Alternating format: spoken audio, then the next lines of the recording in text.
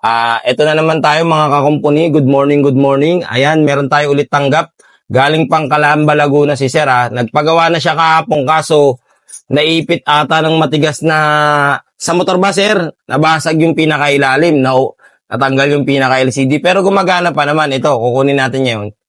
Yan. Ibibigay na lang natin bali yung puhunan. Ayan. Laki ng basag. Pero okay yung LCD yung kinabit natin, Sir, hindi na namamatay. Kasi yung paggawa niya nung una, namamatay-matay, no? Tapos sabi, pwedeng motherboard na sira, no? Buti sa LCD. Buti na lang dito, sabi ko, baka LCD lang, no, Sir, no? May na-encounter kasi akong ganun, eh. Pre, may alam ka bang paggawa ng cellphone? Oo, pre, sa Shino Marian's Repair Shop sa Gagalangin Tondo. Magaling dun. May mga gusto pa bang ipagawa?